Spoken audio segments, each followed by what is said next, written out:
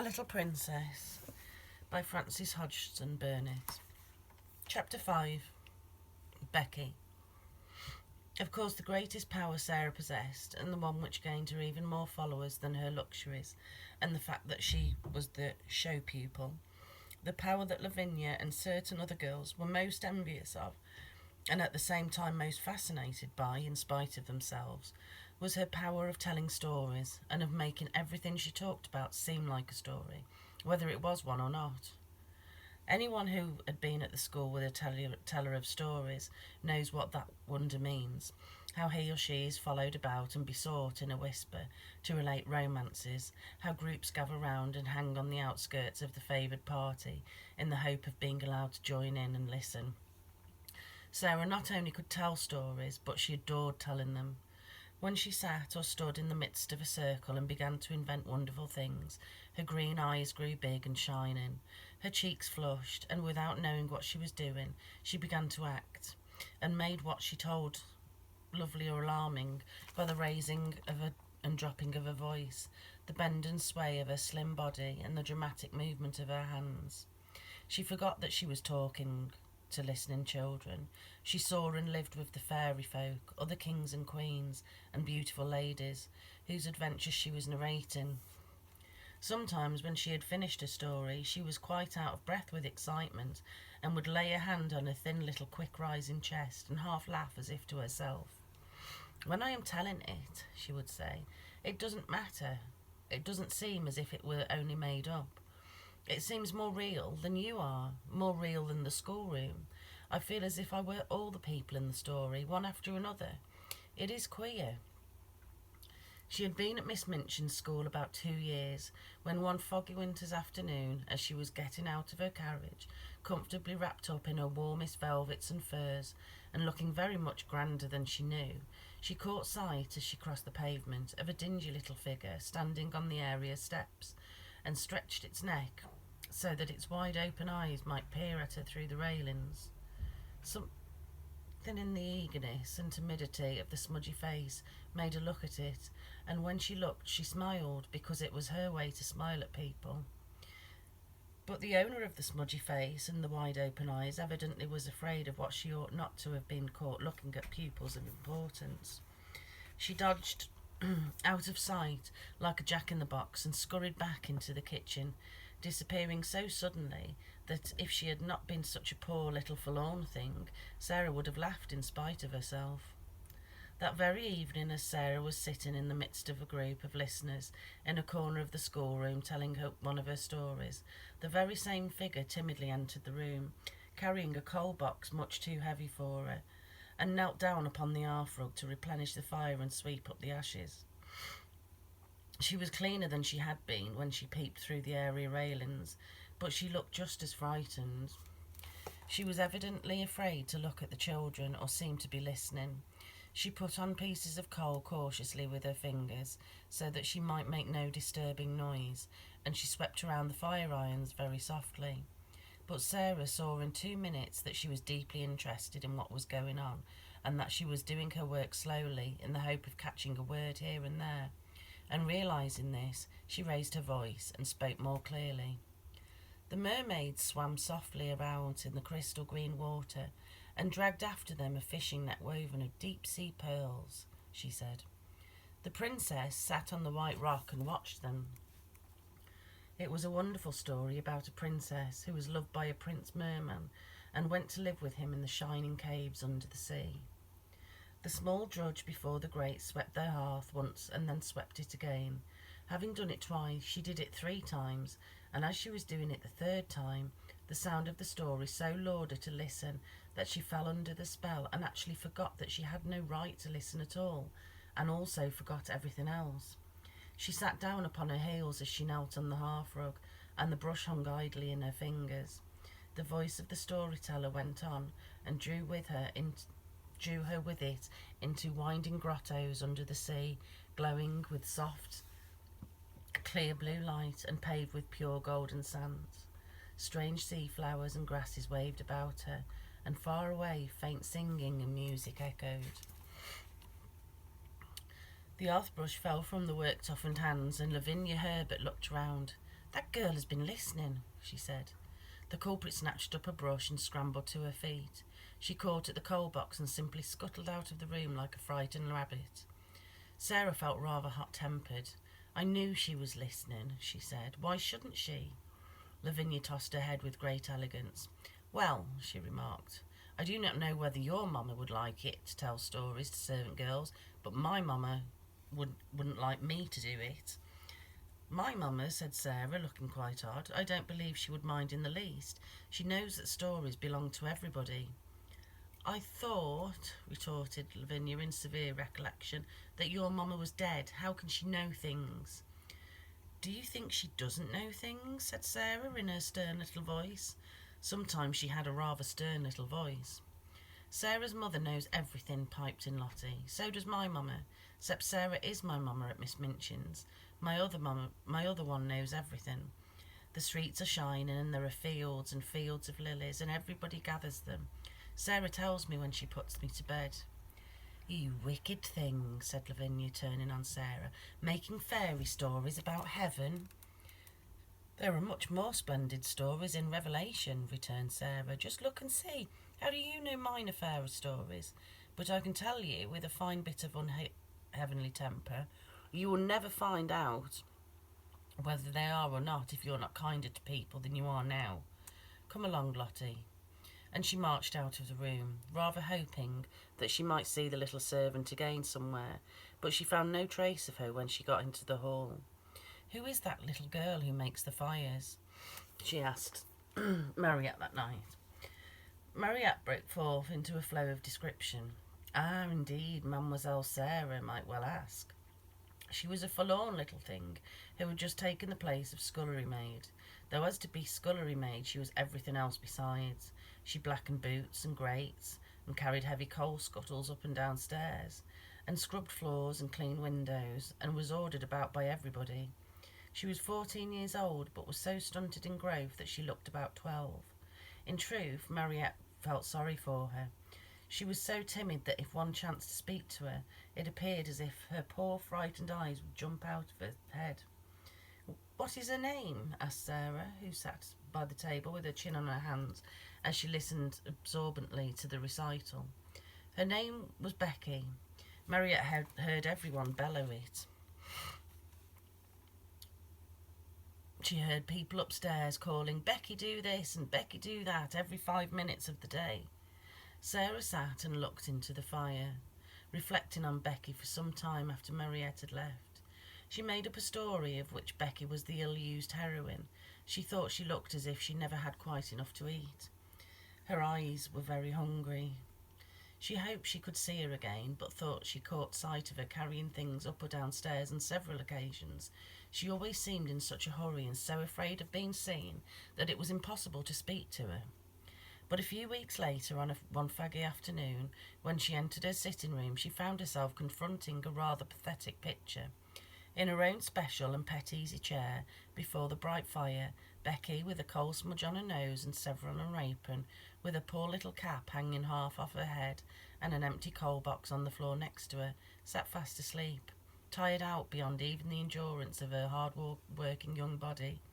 She had been sent up to put the bedrooms in order for the evening.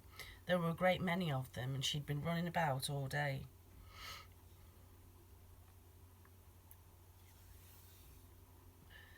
Sarah's room had been saved until the last.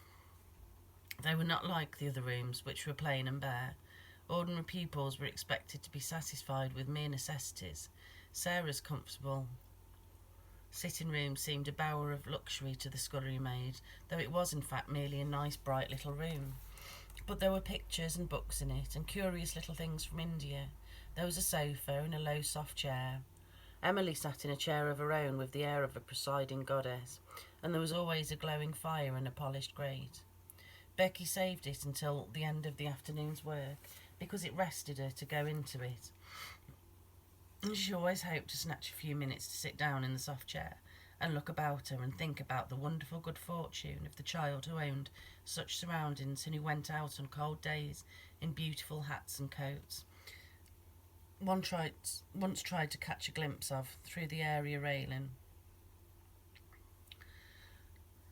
On this afternoon, when she sat down, the sensation of relief to her short aching legs had been so wonderful and delightful that it had seemed to soothe her whole body, and the glow of warmth and the comfort from the fire had crept over her like a spell, until she looked at the red coals. A tired, slow smile stole over her smudged face. Her head nodded forward without her being aware of it. Her eyes drooped and she fell fast asleep. She had really only been about 10 minutes in the room when Sara entered, but she was in as deep sleep as if she'd been like the Sleeping Beauty, slumbering for 100 years. But she did not look, poor Becky, like a Sleeping Beauty at all. She looked only like an ugly, stunted, worn-out little scullery drudge. Sara seemed as much unlike her as if she were a creature from another world. On this particular afternoon she had been taking her dancing lesson, and the afternoon on which the dancing master appeared was rather a grand occasion at the seminary, although it occurred every week. The pupils attired in their prettiest frocks, and as Sara danced particularly well, she was very much brought forward, and Mariette was requested to make her as diaphanous and fine as possible. Today the frock, a colour of a rose, had been put on her, and Mariette had bought some real buds and made her a wreath to wear on her black locks. She had been learning a new delightful dance in which she had been skimming and flying around the room like a large rose-coloured butterfly, and the enjoyment and exercise had brought a brilliant, happy glow into her face. When she entered the room she floated in with a few of the butterfly steps, and there sat Becky, nodding her cap sideways off her head. "Oh," cried Sara softly when she saw her. "That poor thing." It did not occur to her to feel cross at finding her pet chair occupied by the small dingy figure. To tell the truth, she was quite glad to find it there. When the ill-used heroine of her story awakened, she could talk to her. She crept towards her quietly and stood looking at her. Becky gave a little snore. "I wish she'd waken herself," Sara said. "I don't like to waken her, but Miss Minchin would be cross if she found out. I'll just wait a few minutes." She took a seat on the edge of the table and sat swinging her slim rose-coloured legs and wondering what it would be best to do. Miss Amelia might come in at any moment, and if she did, Becky would sure to be scolded. "But she is so tired," she thought. "She is so tired." A piece of flaming coal ended her perplexity, for at that very moment it broke off from the large lump and fell on the fender. Becky startled and opened her eyes with a frightened gasp. She did not know she had fallen asleep. She had only sat down for one moment and felt the beautiful glow. And here she found herself staring in wild alarm at the wonderful pupil, who sat perched quite near her like a rose-coloured fairy with interested eyes. She sprang up and clutched at her cap. She felt it dangling over her ear and tried wildly to put it straight. Oh, she had got herself into trouble now with a vengeance. To have impertinently fallen asleep on such a young lady's chair, she would be turned out of doors without wages. She made a sound like a big breathless sob. Oh, miss," she stuttered. I ain't your pardon, miss. Oh, I do, miss." Sara jumped down and came quite close to her. "Don't be frightened," she said, quite as if she had been speaking to a little girl like herself. "It doesn't matter the least bit." "I didn't go to do it, miss," protested Becky. "It were the warm fire and me being so tired. It wasn't in parents." Sara broke into a friendly little laugh and put her hand on her shoulder. "You were tired," she said. "You could not help it. You are really not awake yet." How poor Becky stared at her. In fact, she had never heard such a nice, friendly sound in anyone's voice before. She was used to being ordered about and scolded and having her ears boxed, and this one, in her rose-coloured dancing afternoon splendour, was looking at her as if she were not a culprit at all, as if she had a right to be tired, even to fall asleep. The touch of the soft, slim little paw on her shoulder was the most amazing thing that she had ever known. Ain't you angry, miss?" she said, gasping. "Ain't you going to tell the missus?" "No," cried Sara, "of course I'm not." The woeful fright in the coal-smutted face made her suddenly so sorry that she could scarcely bear it. One of her queer thoughts rushed into her mind. She put her hand against Becky's cheek. "Why, we're just the same. I'm only a little girl just like you. It's just an accident that I am not you and you are not me. Becky did not understand in the least. Her mind could not grasp such amazing thoughts. An accident meant to her a calamity in which someone was run over or fell off a ladder or was carried to hospital. An accident, miss, she fluttered respectfully. Is it? Yes, Sarah answered, and she looked at her dreamily for a moment. But the next time she spoke in a different tone, she realised that Becky did not know what she meant. Have you done your work? She asked. Dare you stay for a few minutes? Becky lost her breath again. Here, miss. Me? Sarah ran to the door, opened it, and looked out and listened. No one is anywhere about, she explained. If your bedrooms are finished, perhaps you might stay a tiny while. I thought perhaps you might like a piece of cake. The next 10 minutes seemed to Becky like a sort of delirium. Sarah opened a cupboard and gave her a thick slice of cake. She seemed to rejoice when it was devoured in hungry bites. She talked and asked questions and laughed until Becky's fears actually began to calm themselves, and she once or twice gathered boldness enough to ask a question or so herself, daring as she felt that to be. Is that, she ventured, looking longingly at the rose-coloured frock, and she asked it in almost a whisper, is that your best? It is one of my dancing frocks, answered Sarah. I like it, don't you? For a few seconds Becky was almost speechless with admiration. Then she said in an awed voice, once I see a princess. I was standing in the street with the crowd outside Covent Garden, watching the swells go into the opera. And there was one everyone stared at the most. They says to each other, that's the princess. She was a growed-up young lady, but she was all pink all over, gowned and cloaked and flowered and all. I called her to mind the minute I saw you sitting there on the table, miss. You look like her. I've often thought, said Sarah in a reflecting voice, that I should like to be a princess. I wonder what it feels like. I believe I will begin pretending I am one. Becky stared at her admiringly, and before did not understand her in the least. She watched her with a sort of admiration. Very soon Sarah left her reflections and turned to her with a new question. Becky, weren't you listening to that story? Yeah, miss, confessed Becky, a little alarmed again. I knew I hadn't ought to, but it was that beautiful. I couldn't help it. I liked you to listen to it, said Sarah. If you tell stories, you like nothing so much as to tell them to people who want to listen. I don't know why it is. Would you like to hear the rest? Becky lost her breath again. Me hear it? She cried. Like as if I was a pupil, miss? All about the prince and the little white mer-babies swimming about laughing with stars in their hair? Sarah nodded. You haven't time to hear it now, I'm afraid, she said. But if you will tell me just what time you come to do my rooms, I will try to be here and tell you a bit of it every day until it's finished. It's a lovely long one, and I'm always putting new bits into it.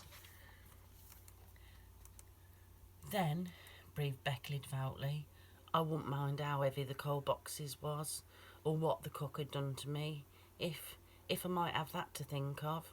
You may, said Sarah. I'll tell it all to you.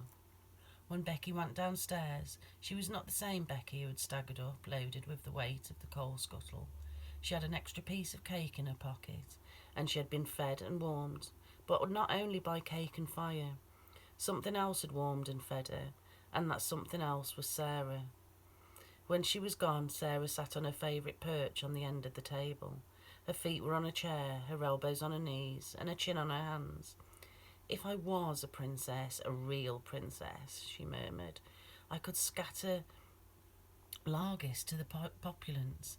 But even if I am only a pretend princess, I can invent little things to do for people, things like this. She was just as happy as if she was the largest. I'll pretend that to do things people like is scattering largesse. I've scattered largesse.